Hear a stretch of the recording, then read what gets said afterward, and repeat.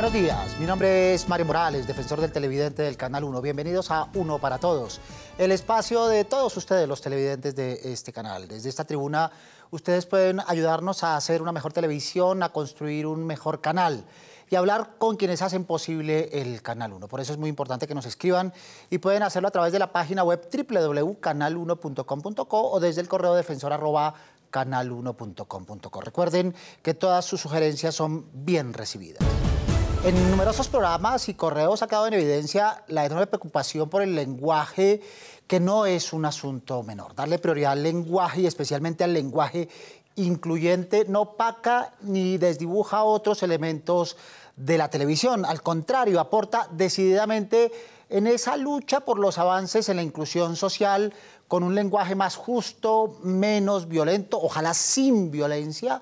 En pocas palabras, un lenguaje que no sea utilizado contra nadie, ni como arma de exclusión, ni como arma de opresión. Abrimos este tema sobre el lenguaje incluyente porque ustedes lo propusieron con preguntas que nos han hecho como: ¿estamos ante el nacimiento de un nuevo género? ¿Se puede pretender la evolución del lenguaje por decreto o por imposición? ¿Es un asunto de educación de largo plazo y en el presente aún no hay mucho por hacer? ¿Cómo ponerlo en el centro del debate? Para hablar de ese tema nos acompaña una experta. Es Marta Ordóñez, periodista, líder social y política por la defensa de las mujeres y de la infancia. Además, es consejera presidencial para la equidad de la mujer. Buenos días, Marta. ¿Cómo estás, Mario? Y a los televidentes, pues, un abrazo y un saludo muy cordial. Qué bueno estar aquí. Muchas gracias por aceptar nuestra invitación. También nos acompañará a lo largo del programa Florence Thomas, activista y feminista, además de Katy Beckerman, periodista y presentadora de CMI, así como Fernando Ávila, experto en redacción, creación literaria y columnista en este tema en el periódico El Tiempo. Antes de dar paso a estas respuestas, te invito a que veamos qué dicen nuestros televidentes en las calles acerca del tema que nos convoca esta mañana.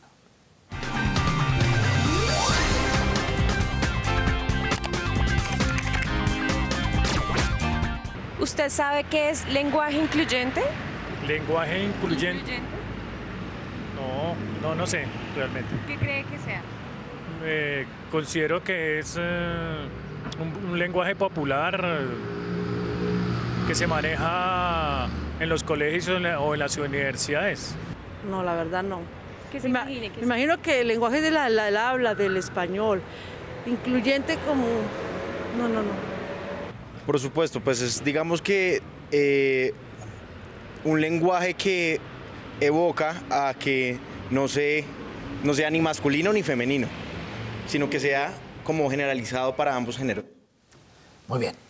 Esa es una de las razones, Marta, por la que queremos tocar este tema. Ya hemos hablado de lenguaje en sentido amplio, lenguaje desde el punto de vista de la calidad, atenidos a las reglas que, por ejemplo, tiene la Academia de la Lengua. Hemos tenido programas muy interesantes en ese sentido, pero nos faltaba por hacer o profundizar en este del lenguaje incluyente. ¿Qué es el lenguaje incluyente, Marta? Bueno, es una herramienta, ¿no? muy importante que se usa para construir la igualdad, ¿no? Para darle a cada uno y a cada una su lugar. Aquí el tema es que tenemos muchísimos años invisibilizando a las mujeres, no dándoles el lugar que se han ganado, que les corresponde o al que tienen derechos simplemente. Entonces, pues la idea cuando trabajamos el lenguaje incluyente es reconocer derechos, básicamente, pero además trabajarle también a la no, digamos, discriminación, que es pero tan importante. Ojo con los estereotipos de género también, hacen muchísimo daño.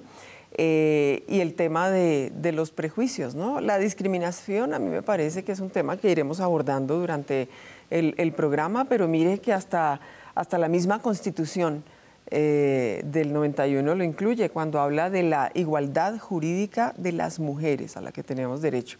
Entonces, antes no se nos reconocía nada, ¿cierto? Miren que anoche estuve en el lanzamiento de un libro de mujeres escritoras a través de los, no solo cientos de años, siglos antes de Cristo inclusive, y tenían que pedirle permiso al papá para poder aprender a leer y a escribir. Y otra vez permiso si querían escribir algo. Entonces, miren cómo se ha venido invisibilizando a las mujeres a través de los siglos y de la historia. Y la idea es darles su lugar y mencionarlas. ¿Y por qué hacer énfasis en el lenguaje? Aquí hemos procurado mucho hacer énfasis en todos los aspectos desde la perspectiva de los derechos, en todos los ámbitos, ¿no? Pero ¿por qué hacer énfasis en el lenguaje? Uy, es importante porque, como lo acabé de decir, pues es una herramienta, ¿no? Para seguir trabajando y aportando y construyendo esa igualdad de la que tanto hablamos y de la que como país venimos trabajando, porque tenemos unos compromisos con la comunidad internacional, con Naciones Unidas, con ONU, por ejemplo. El lenguaje nombra, el lenguaje representa. Pero total.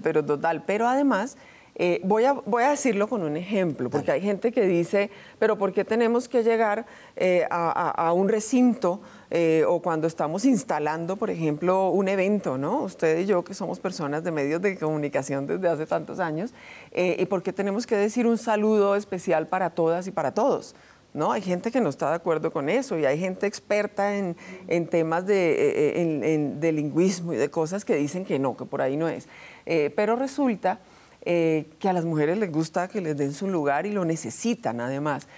No es lo mismo si llegamos a ese lugar donde hay un público mixto, ¿no? Y decimos un saludo muy cordial para todas, bienvenidas todas a este evento.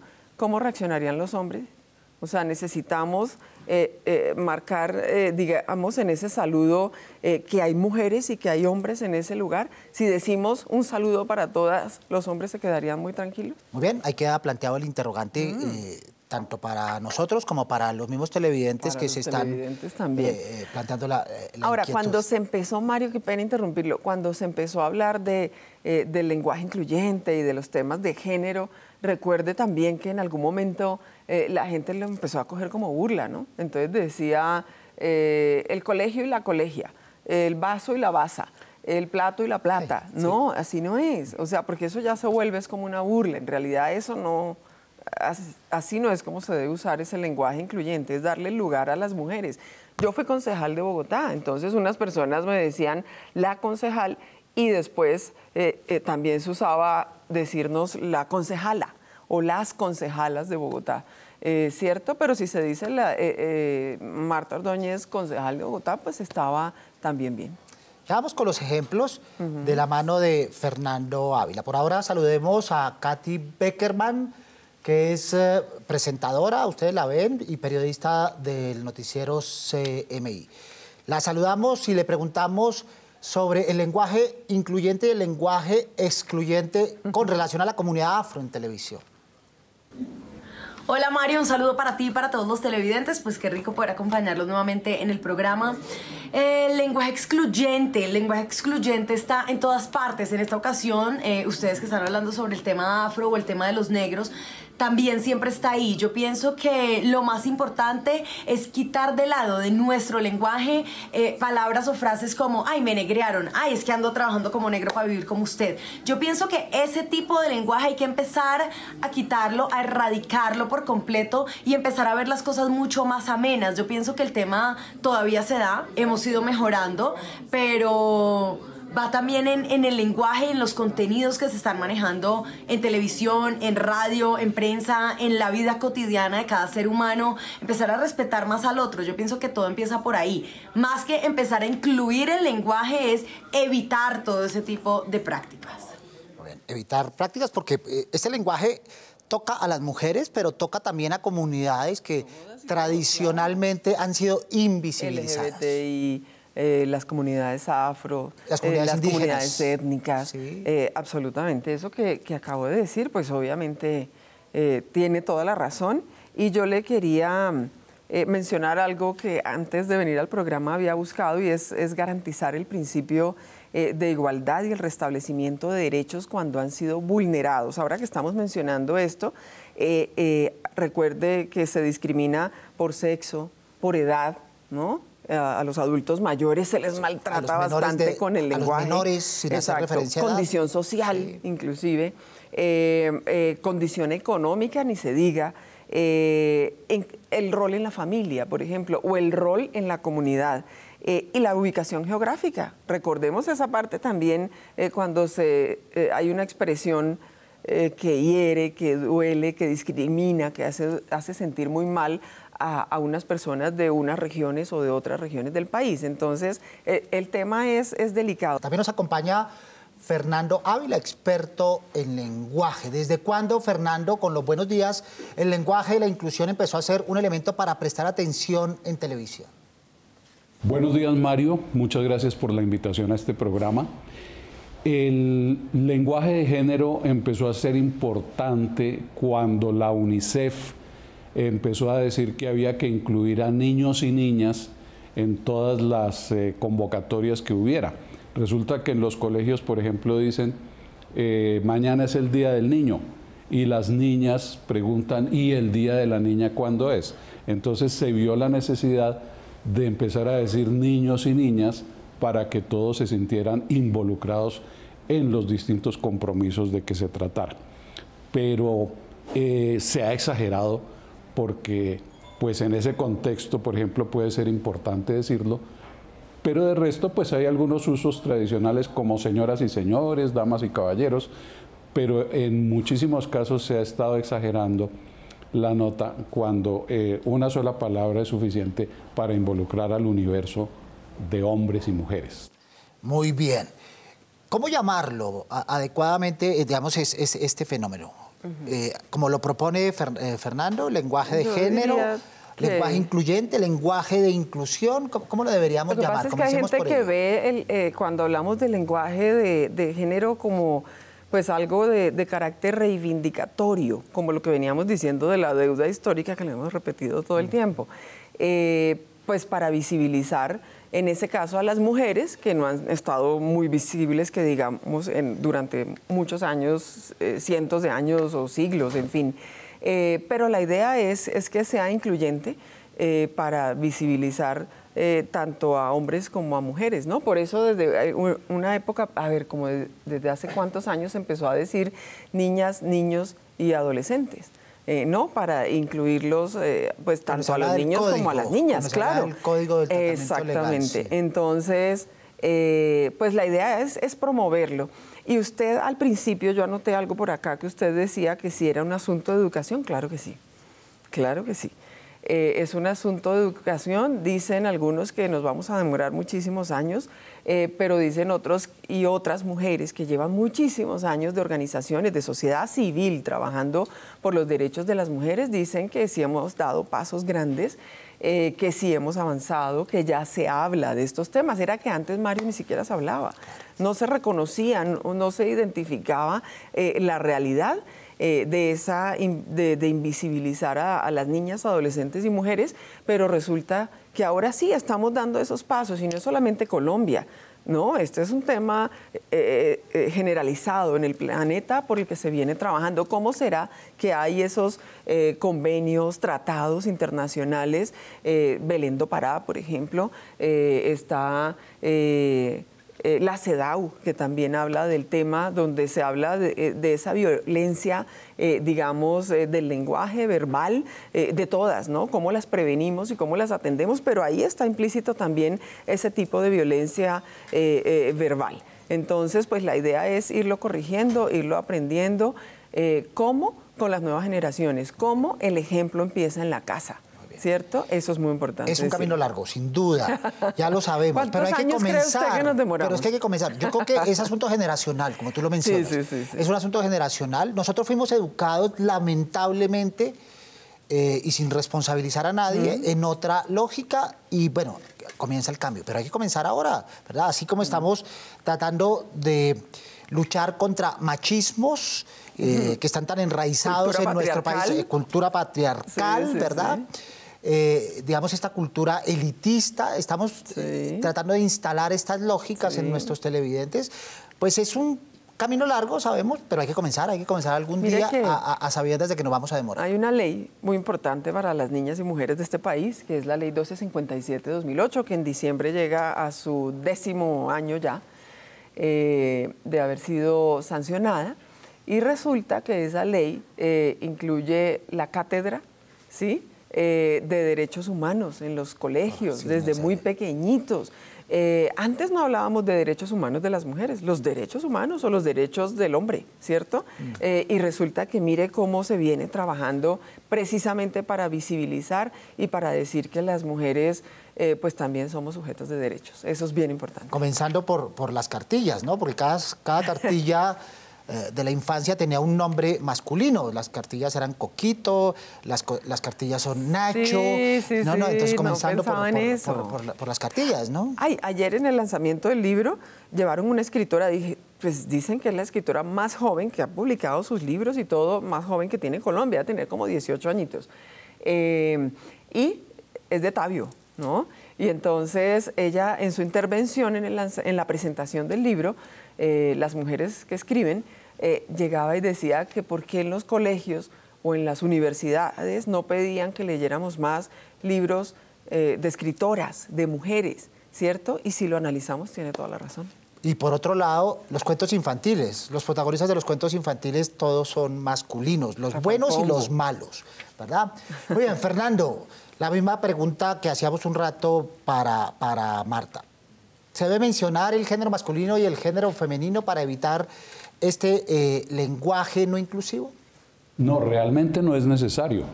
Hay frases tradicionales como señoras y señores, como damas y caballeros, que son como propias del teatro, del circo, de la televisión, de los espectáculos, de los presentadores, de los animadores. Pero de resto ya se sabe, y en todos los idiomas sucede, que la palabra en masculino es universal. Cuando se dice los trabajadores, se entiende todas las personas que trabajan, independientemente de que sean hombres o mujeres. Personas, lo que hablábamos hace un ratito. A propósito de ello, nuestros televidentes han levantado la mano para preguntar. Escuchemos.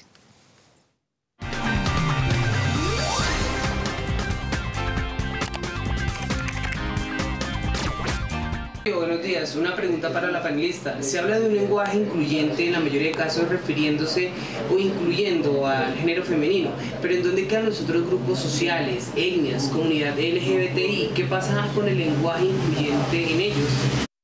Muy bien, esa es otra pregunta que nos hacen muy a menudo. Entonces, preguntan los televidentes, si dicen, señoras y señores, ¿deben aparecer otros grupos de acuerdo con su condición o con su tendencia? Aclarémoslo. Es que depende en el tipo de reunión en la que nos encontremos. Por ejemplo, si estamos compartiendo con comunidad LGBTI, si estamos con comunidades étnicas, si estamos con afros, palenqueras, en fin, pues también toca hacer referencia y depende del tipo de evento, Mario, pero lo que se utiliza normalmente pues es a todas y a todos, señoras y señores, es como lo que se usa, porque hay gente que dice que de pronto mencionarlos e irnos también a esa otra parte allí, pues hay quienes dicen que se sienten discriminados de pronto, ¿no? O sea, por supuesto. Exacto, pero la idea es que sea incluyente, que estén absolutamente contempladas todas las comunidades desde su diversidad,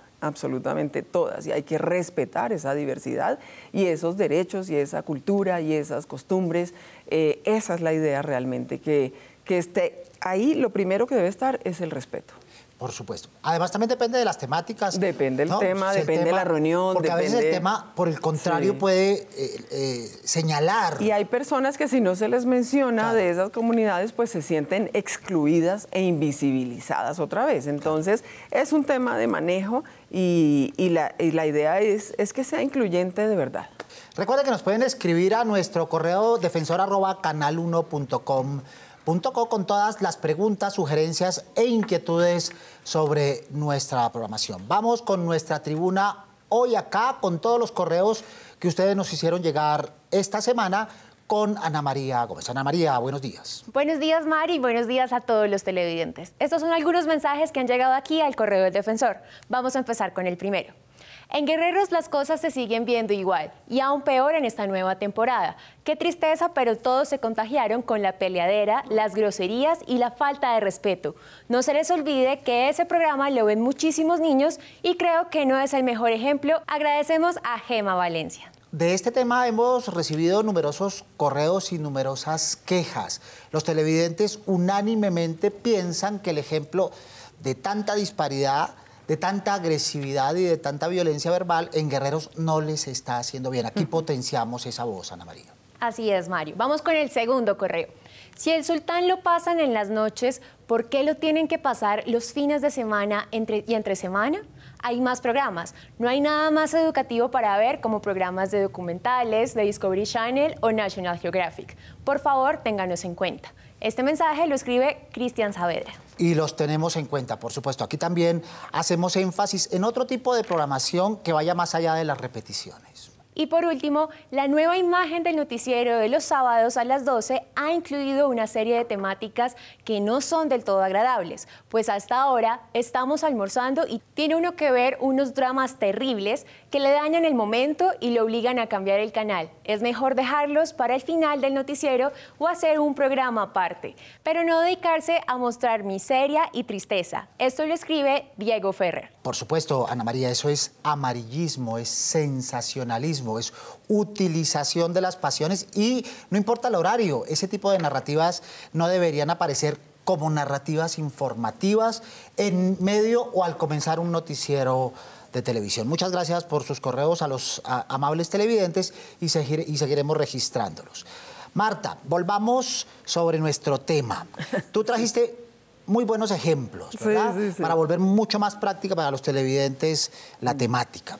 Veamos algunos ejemplos que tú nos traes de algunas cartillas y de algunos documentos que nos has proveído. Pero antes, Mario, quería decirles que en los medios de comunicación se viene trabajando el tema del adecuado manejo del lenguaje, pero sobre todo para no revictimizar cuando es una niña o es un niño o es una mujer y entonces se muestra la casa, donde estudia, donde trabaja, se muestra hasta la dirección de la nomenclatura. Ese tema se viene trabajando, lo viene haciendo Ginette Bedoya y Fabiola Calvo, que es otra periodista que le trabaja fuertemente al tema. Es que me acabé de acordar y espero de que lo eso. menciones porque son referentes para las dudas que tienen los periodistas o los libretistas cuando tratan de escribir sobre estos temas. ¿A quién recurro? Hay dos referentes. Sí, es cierto. A veces, en algunos momentos de la vida, de mi vida laboral, canales de televisión que hacen sus dramatizados, que los producen, han llamado grupos de personas que saben de derechos de la niñez y de mujeres y del tema del lenguaje y de género, pues para no cometer, ¿no? Que no se les vayan las luces. Eso es importante también, que tengamos esa conciencia absolutamente clara también. Bueno, ¿cuál ejemplo ponemos? Veamos ¿Qué cambios debemos empezar a hacer? Aquí hay uno que me gusta, que también es del documento este que les digo de Casa Matria de la Alcaldía de Cali. No usar frases estereotipadas que denigren a las mujeres, ¿no? O que lo que hagan es reforzar los roles tradicionales. Por ejemplo, si sabe cocinar, pues ya se puede casar, ¿no? No usar el masculino como universal. Cuando decimos escuela de padres, ¿no? Pues a las mujeres les gusta que digan padres y madres, o ¿no? O reunión de papás. O de familias, o de el origen del hombre, o todos hacemos parte de este mundo. Recuerden que nos pueden escribir a nuestro correo defensor@canal1.com.co con todas sus sugerencias. Veamos la siguiente tribuna.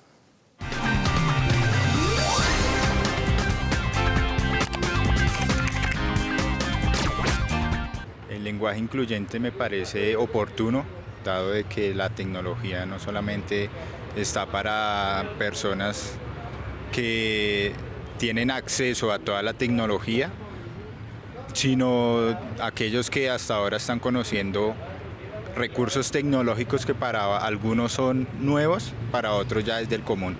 Entonces me parece muy oportuno que el lenguaje explícitamente el de señas tenga ese espacio para que gente con discapacidad auditiva pueda entender lo que en el momento se transmite. Pues yo creo que a veces se ha exagerado mucho en este lenguaje. Creo que por terminar la palabra en femenino o masculino, una persona no se tiene por qué sentir excluida. Sí debe haber, siempre debe estar presente, pero yo creo que ya se ha exagerado en el tema de modificar incluso el lenguaje castellano con el fin de conseguir ese lenguaje incluyente. Entonces yo creo que existe en la televisión, a veces se omite, pero tampoco se puede exagerar. Muy bien, muy interesante el aporte sobre la lengua de señas, ¿verdad? También, eso es porque muy importante. es tremendamente incluyente y tremendamente necesario en todos los ámbitos en un país como el nuestro. Tú decías que hay unos ejemplos, unos referentes en los medios de comunicación sobre lenguaje incluyente, pero en términos generales, ¿cómo estamos en los medios de comunicación y en la televisión particularmente? Yo creo que hemos avanzado. Yo creo que ya tenemos más claridad, hay más gente que sabe, que se ha vuelto como experta, se ha especializado en este tipo de, digamos, de capacitaciones, de sensibilizaciones con los periodistas, con la gente en los medios de comunicación. O sea, no es del todo desconocido. Hubo un cambio que aportó la Ley de Infancia y Adolescencia en algún momento para el trato que se le debería dar a los niños, niñas y adolescentes que habían sido o que eran víctimas de violencias, ¿no? Cuando digo violencias es porque son varias, violencia sexual, física, emocional, en fin, entonces psicológica. Eso nos ayudó muchísimo a entender y a ver que sí se podía hacer daño, que se podía revictimizar, que se podía exponer a esa persona que estaba viviendo ese tipo de, o muchas de esas violencias, ¿no? Entonces, yo creo que eso nos ayudó a entender y a empezar a trabajar para generar ese cambio. Y nos falta, claro que sí, nos falta, pero lo iremos aprendiendo y lo importante es tener esa mente abierta y estar dispuestos y dispuestas también nosotras para aprenderlo, para irlo comunicando y para dar las garantías sobre esos derechos que tienen las niñas y mujeres en nuestro país. Sí. Pero el lenguaje es el tema que nos convoca esta mañana. Fernando, la televisión desde el punto de vista del lenguaje debe estar sometida a estos cambios y adoptarlos cada vez que haya. Bueno, la televisión, claro, la televisión es la cátedra número 1 que tiene toda persona. Tiene muchísima más fuerza que cualquier otra enseñanza. En el aula les pueden decir a las personas que están aprendiendo a hablar o a escribir cómo se dicen las cosas, pero realmente donde se aprende a hablar es en la televisión. Y muchas veces por los letreros, por los banners, donde se aprende a escribir es en la televisión. Y esa es una gran responsabilidad de la televisión, porque lo que ven ahí los televidentes dicen, así se escribe porque así salió en la televisión. Y como oyen hablar, dicen, así se habla porque así lo dijeron en la televisión. La televisión es un referente, brinda elementos e insumos para la conversación, para las formas de decir, para los relatos y la manera como se relacionan los seres humanos, las personas. Absolutamente de acuerdo. Marta, tenemos que concluir, ya se nos fue el tiempo, nos quedan. Pero le iba a decir algo, segunditos. ahora que escuchaba a Katy, tiene toda la razón, qué delicia tener más participación de mujeres en los medios de comunicación, pero afros, indígenas, como ella dijo, la comunidad gitana, la ROM en Colombia es una comunidad, es pequeña, pero tiene su cantidad de personas, hombres y mujeres ahí que también tienen que tenerse en cuenta. Usted ha visto de pronto campañas en televisión porque ellos han exigido aparecer en el Plan Nacional de Desarrollo para que se les explique qué, digamos, oferta institucional tiene esa comunidad. Entonces, aquí la idea es que todas y todos participemos, ¿no? Esa es la palabra clave, con esa queremos hablar, participación laboral y en todos los sentidos y que no excluyamos y que jamás discriminemos. Por favor. Martica, muchas gracias. A usted, Mario, muchísimas gracias y pues a estos televidentes maravillosos que siempre nos acompañan y que nos enseñan y con quienes compartimos tantos momentos, muchísimas gracias también. Sí, señora. Muchas gracias por acompañarnos esta mañana y por supuesto a los televidentes, como tú decías, del Canal 1. Recuerden que nos vemos todos los sábados a las 7 en punto de la mañana en la cita. No se olviden de ver Uno para Todos. Prográmense con nosotros. Pueden escribirnos desde la página web www.canal1.com.co, desde el correo defensor@canal1.com.co. O si lo prefieren, venir aquí a la Avenida El Dorado 85D 55 en Bogotá, donde escucharemos dudas, quejas, inquietudes, propuestas sobre nuestra programación y en general sobre la televisión. Porque con ustedes somos Uno para Todos. Soy Mario Morales, defensor del televidente del Canal 1. Nos vemos el próximo sábado, Dios mediante. Feliz fin de semana.